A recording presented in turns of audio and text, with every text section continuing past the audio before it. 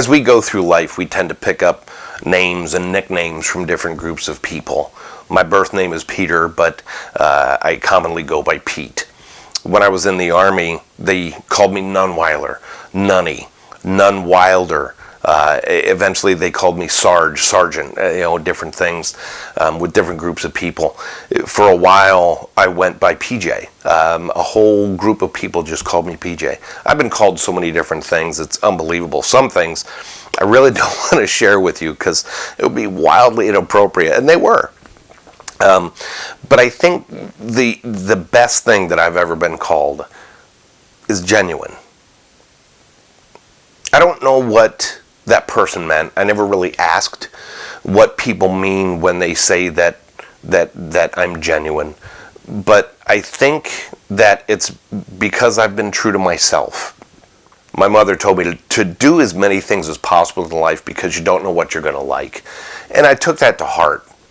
And I try to live by that, and every time I get an opportunity to try something new, I take it. And some people have a bucket list, and if that motivates you, that's great. Some people have them that they hang on their fridge, or they put on a wall, or just keep in a notebook.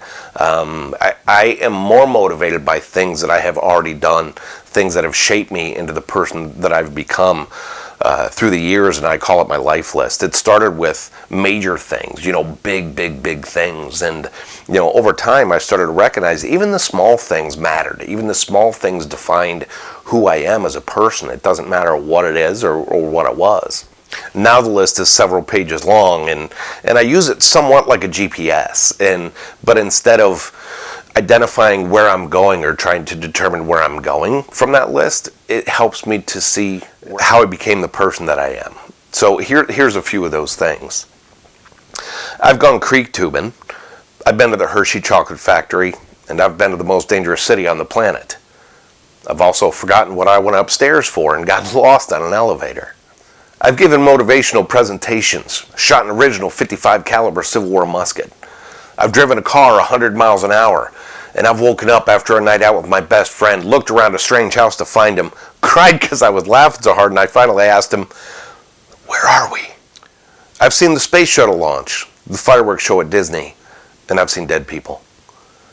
I've seen the Northern Lights, and I've seen lightning strike 50 feet in front of me. But what I can't do is I can't make you see the flash, hear the sound, feel your chest expand, or your body tingle with the electricity that I did. I've played around to golf in Florida, basketball for a state championship team, and football on an undefeated team. I've played drums at a party with over 100 guests, and I've flown a plane.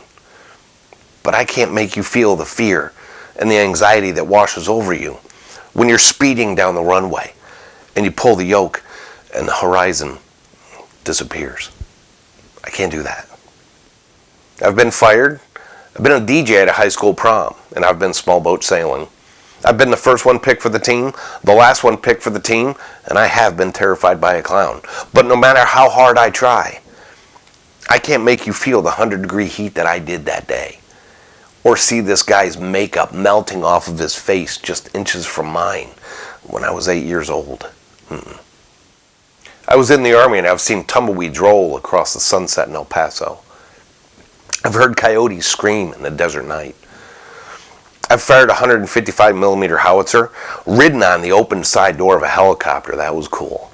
I've also been to a field memorial after watching an A-10 crash in the Mojave Desert.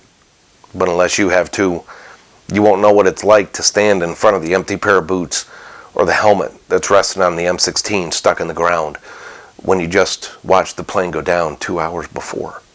I've loved secretly to avoid ruining a friendship, and I've loved deeply to maintain the greatest friendship I've ever had. I've had photographs published in magazines, and I've written and published poetry. I've also written and published several books. But unless you have too, you won't know what it's like when you get that book and you hold it in your hands for the first time. This is just a small portion of the things on my list, but this isn't about me. I don't want you to be like me. Be like you. Be genuine. Make a list. Make a list of those things. Start big, start small, start somewhere. It doesn't really matter. Celebrate all the things that you've done in your life, even the mistakes, because the mistakes have also defined you.